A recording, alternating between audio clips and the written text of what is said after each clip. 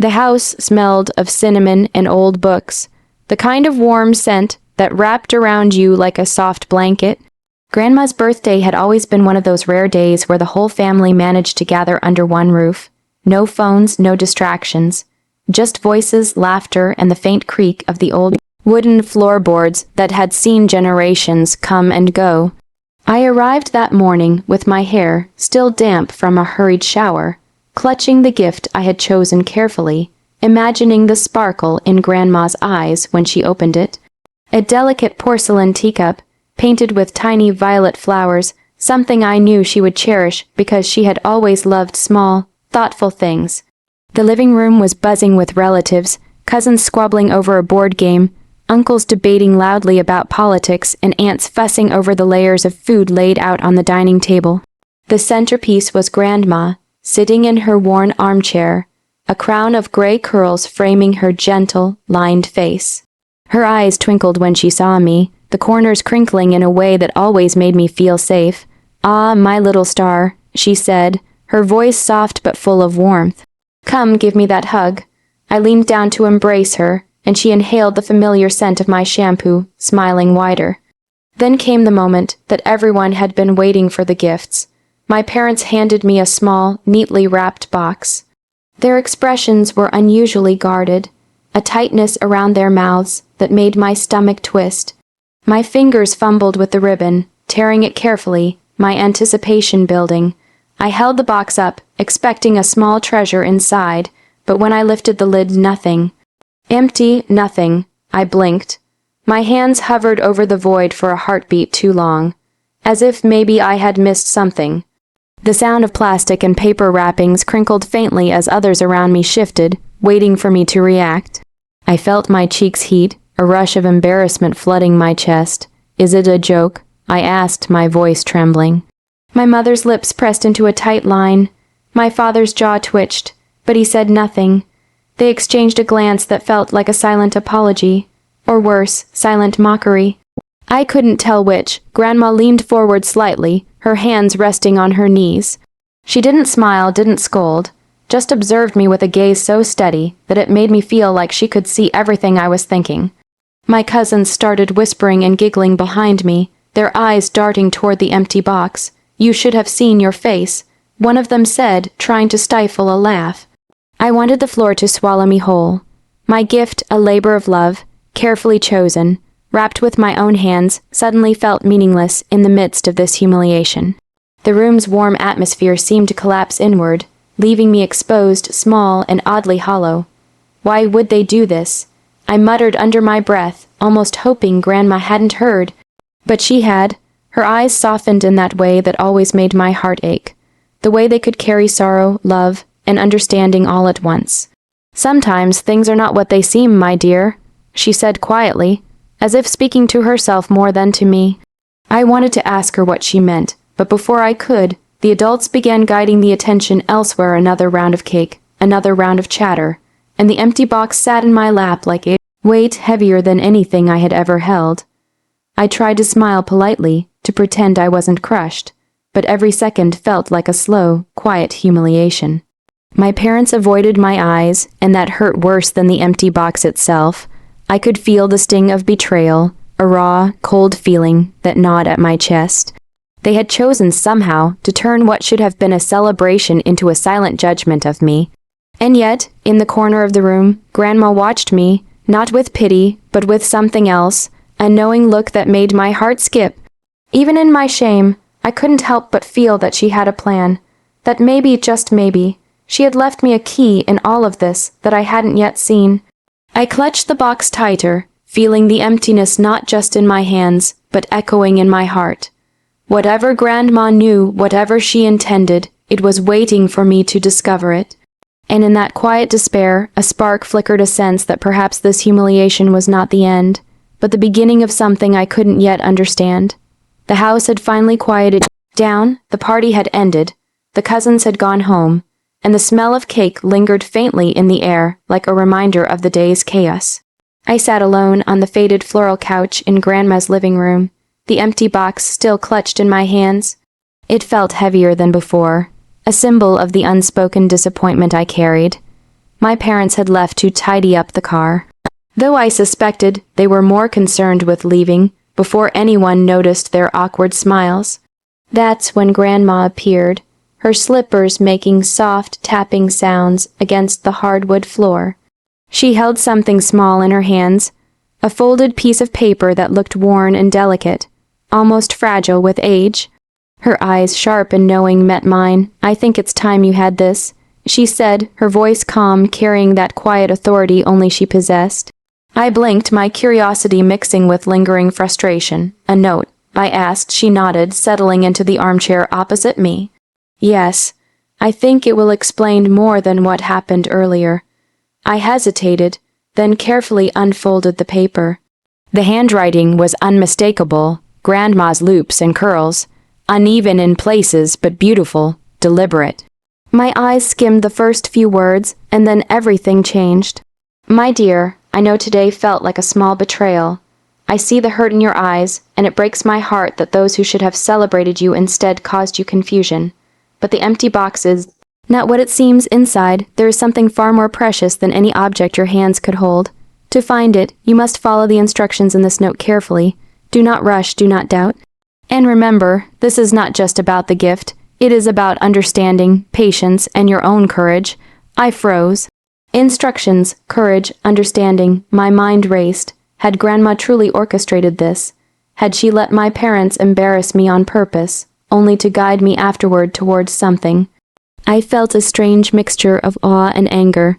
The note continued, detailing a series of tasks, small, seemingly mundane things, like checking a particular drawer in her old wooden cabinet, counting certain old coins hidden in her collection, and noticing small symbols in photographs hanging on the walls. Each step seemed trivial at first glance, but there was an undeniable sense of purpose threaded through them, a puzzle designed specifically for me. "And this will lead to the gift?" I asked, unsure whether I felt hope or hesitation. Grandma nodded. "A gift of understanding, my dear.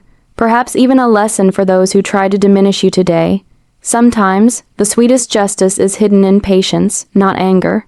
I clenched my fists, my heartbeat quickening. The empty box, the whispered embarrassment, the subtle smirk in my parents' eyes, they had all felt like betrayal. But now, Grandma had handed me a secret, a map that could turn that betrayal into something else, something I couldn't yet name, but already felt powerful in my chest. "Why me?" I whispered, almost afraid of the answer. "Because you are ready," she said simply. "And because sometimes the world needs a reminder that patience and cleverness are stronger than pride or malice. Today was not about the gift itself. It was about seeing who you truly are, and who others truly are." I looked back at the empty box, my earlier feelings of shame and humiliation twisting into something new: anticipation, determination, and a quiet, simmering sense of justice. Grandma's note wasn't just a set of instructions. It was a promise that the hurt I felt could be transformed into power. She reached across, placing her frail hand gently over mine. "Remember, my dear, the best victories are often silent. They do not shout or yell. They unfold quietly, leaving those who underestimated you to realize their mistake only when it is too late." Her words sank into me, deep and heavy, and I realized that this was more than a game or a puzzle. It was a test of patience, of intellect, and of heart. The betrayal I had felt at the empty box was not a punishment, but an invitation, and Grandma had faith that I could turn it into something beautiful. That night, I went to bed with the note tucked under my pillow. My mind refused to sleep, racing through possibilities. The first step, the second, the third. They all seemed so simple, yet I knew the challenge was more than literal. It was about seeing patterns, reading intentions, understanding motives. And as the house fell silent around me, I realized I was no longer just the embarrassed child clutching an empty box. I was someone with a plan, a mission, and a secret advantage that my parents could never suspect. Grandma had given me the tools to transform humiliation into triumph, to turn betrayal into something sweet. And I knew, in that quiet, sleepless night, that the next days would not just be about following the instructions. They would be about awakening a cleverness I never knew I had. The empty box was no longer empty. It was full of possibility. The next morning, I woke with a strange mix of excitement and determination. The empty box no longer felt like a symbol of shame. It had transformed into a spark, a challenge laid down by Grandma that I was determined to see through. The note still lay under my pillow, folded neatly, almost glowing with the quiet authority only she could wield. I began with the first instruction, a careful search of the wooden cabinet in Grandma's living room.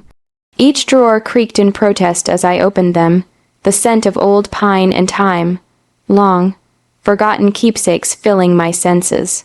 In the second drawer, tucked behind a stack of yellowed letters, I found a tiny key wrapped in a soft cloth.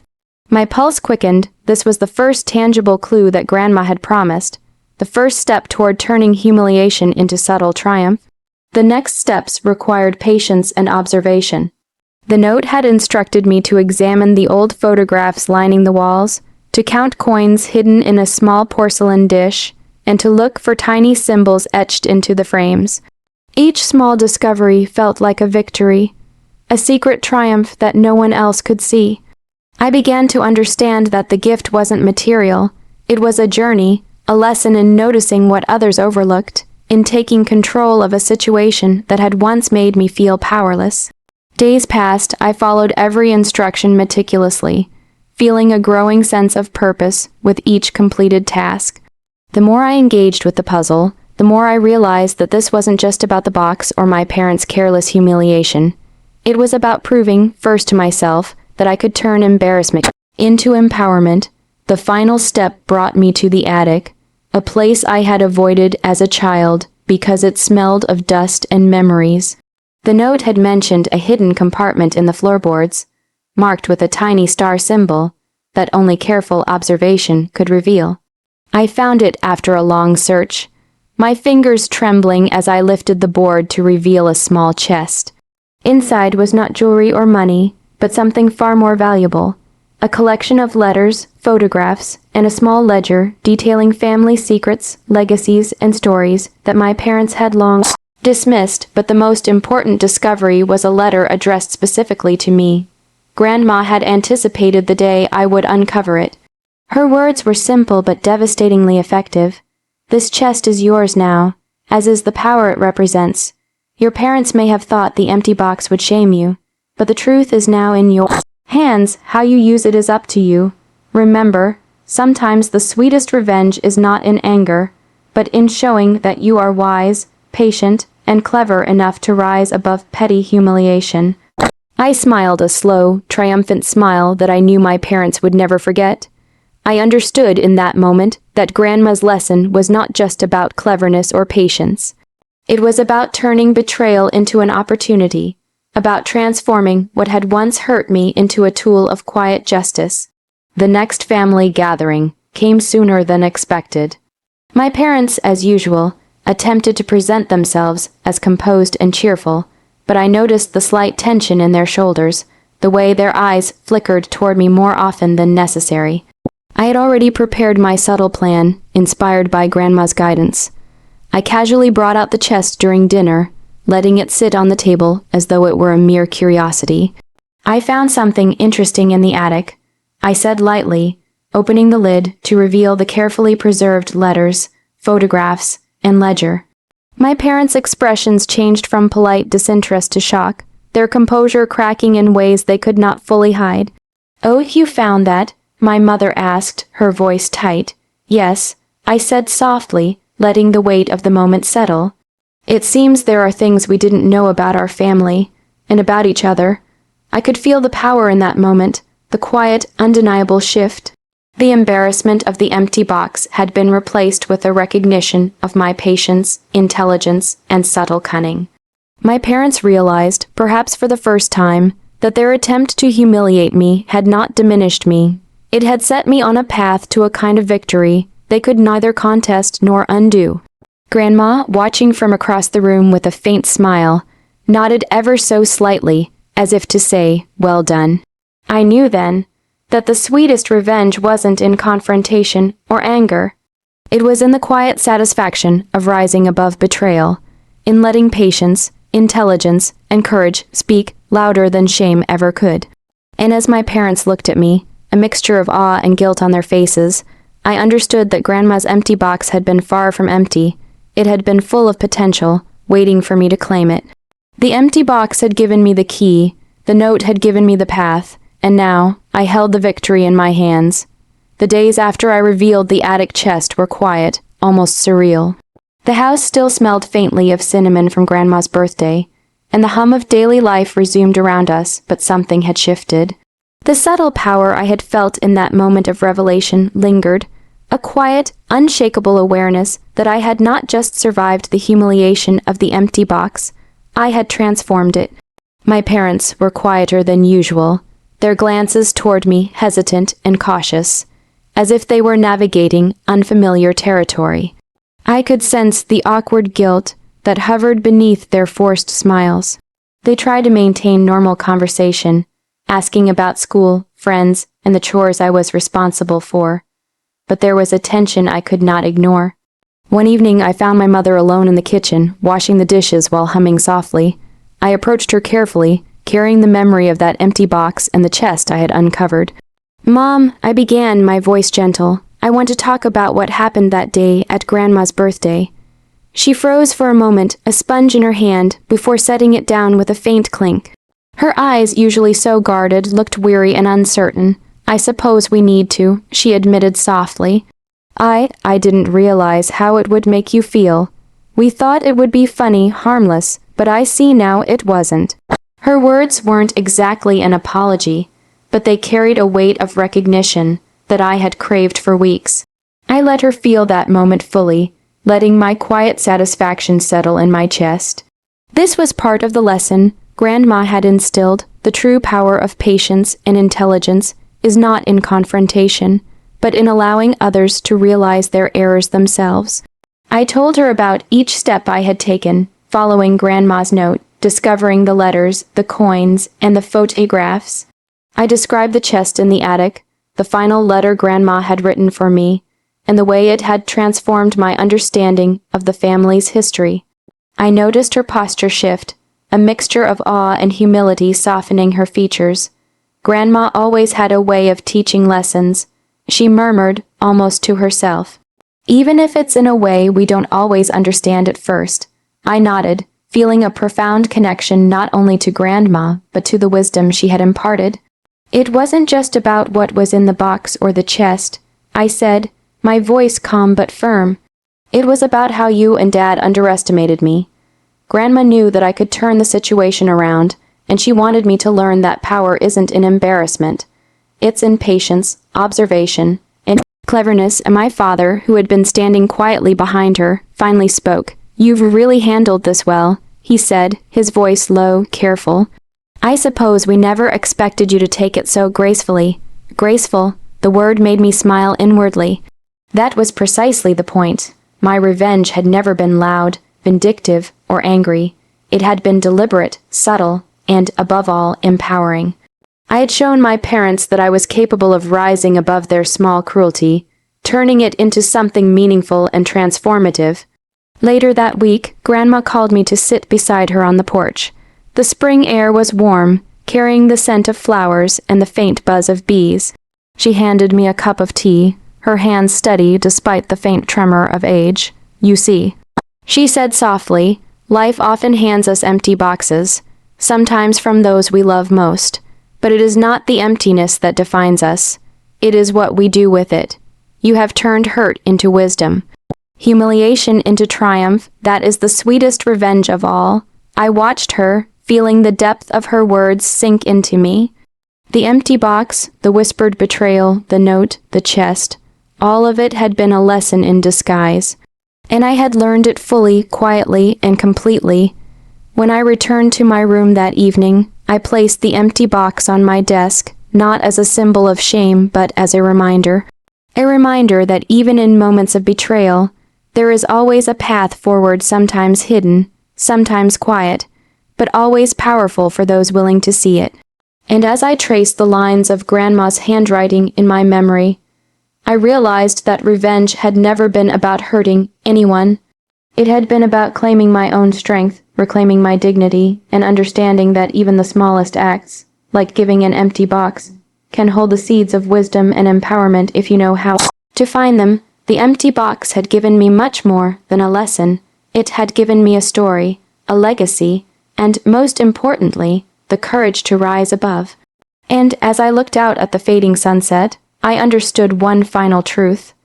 True power is quiet, patient, and sweet, and it often blooms in the spaces where betrayal once lived.